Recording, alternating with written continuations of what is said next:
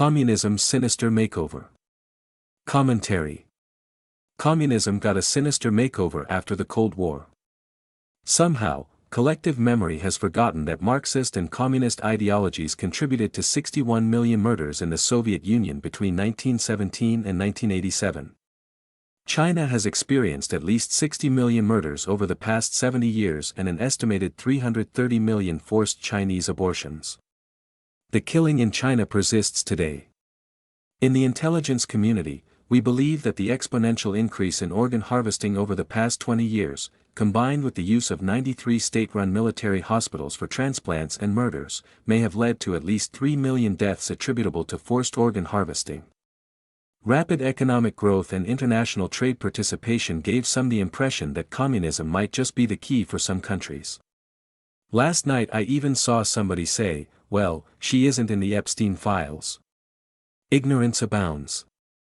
China certainly doesn't practice communism light. China's citizens are imprisoned under ruthless, murderous, and atheistic oppression. They have no concept of free speech. They have been indoctrinated since birth. 1.4 billion people have been hypnotized to hate God. The Chinese regime's unrestricted warfare against the West includes trade war, drug war, economic war, intellectual property theft, cyber war, and cognitive war. But the worst of all wars is the war against God.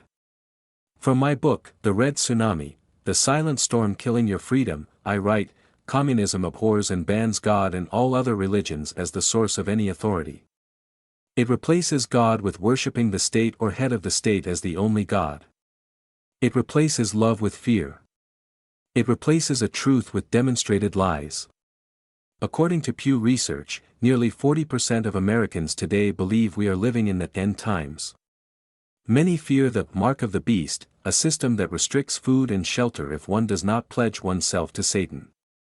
The mechanics of the beast system seem more plausible than ever, with accelerating surveillance systems, tracking and tracing methodologies, biometric data, and behavior patterns stored by tech companies, and DNA data sold like a commodity.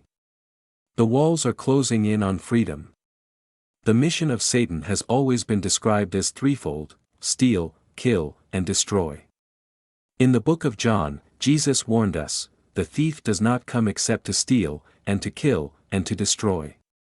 I have come that they may have life, and that they may have it more abundantly. Communism, and in particular, the Chinese Communist Party, through its policy of unrestricted warfare, embodies these same three objectives: kill faith and individuality, steal the fruits of human labor, and destroy families, communities, and culture. In fact, communism takes it a step further. It requires adherents to destroy the very belief in God. What we see today is, quite simply, the epic battle between good and evil at biblical proportions. Geopolitical forecaster and hedge fund manager David Murren recently shared with me his perspective. Though the CCP doesn't appear as a demon with horns, it's the darkest aspect of human systems. Dark is the suppression of the soul. Dark is the suppression of freedom, our ultimate potential, and our aspiration. Light is the encouragement of each individual's self-journey. This darkness would remove any light that was left in the world, without doubt. You see the God takeover everywhere you look. One case in education, where institutions are indoctrinated, co-opting Judeo-Christian, social justice, traditions, such as caring for the poor and the widow, and welcoming the stranger. However, they've stripped away their origins in divine law, humility, personal repentance, and a life of virtue. Ironically, alongside these social justice movements is what scholar Gad Saad describes as suicidal empathy. You can see this all over: defund the police and IC protests, where, from within the very communities that have mourned the brutal rapes and murders of innocent young women, people take to the streets to protest the very soldiers seeking to clean up our streets and enforce the law. The anti-God Chinese Communist Party plots, funds, applauds, and amplifies the West's cultural and religious suicide at every turn, particularly through education and social media. They have their hands in our education systems, manipulating curricula so that children, as in China, are indoctrinated to hate America, hate freedom, and hate God.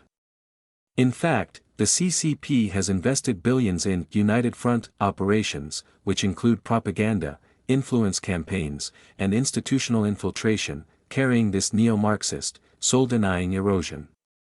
Pastor Tommy Quick, founder of Christian Families Against Destructive Decisions, identifies the CCP and communism as the counterfeit Messiah, an antichrist order designed to enslave humanity under a false banner of peace, justice, and equality. David Wilkerson, the late Assemblies of God pastor and author of the prophetic bestseller, The Vision, described communism under Mao Zedong as a satanic system that prepares the soil for the Antichrist.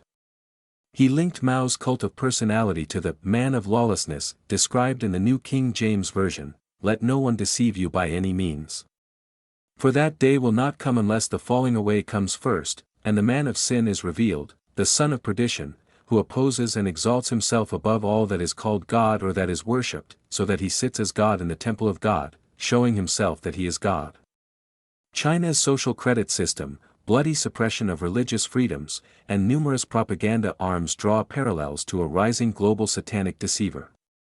The entire CCP apparatus is unalterably antichrist and anti-Christianity. As it says in Ephesians 6 verse 12, "We do not wrestle against flesh and blood, but against spiritual hosts of wickedness." The satanic forces they have unleashed on their own people, especially people of faith, can only be viewed as a forerunner of what they intend to impose on the rest of us, should they get the chance. In my book, The Red Tsunami, I offer a way out of this infiltration and subversion aimed at dethroning the Most High. Namely, your family must adopt a strict social media policy. Apps developed in China have been engineered to promote woke, Marxist, and anti-God messages. Influencers are paid handsomely to fuel dissent, division, and disdain for Christians, Jews, and, ultimately, God. Above all, starting today, you must stop fueling your enemy. Stop voting for politicians with ties to Chinese companies or funding. Stop buying anything made or manufactured in China, where those funds are used to fund your enemy. Invest more time studying scriptures than you do on social media. Go straight to the source, be of sober mind, and he will make your path straight.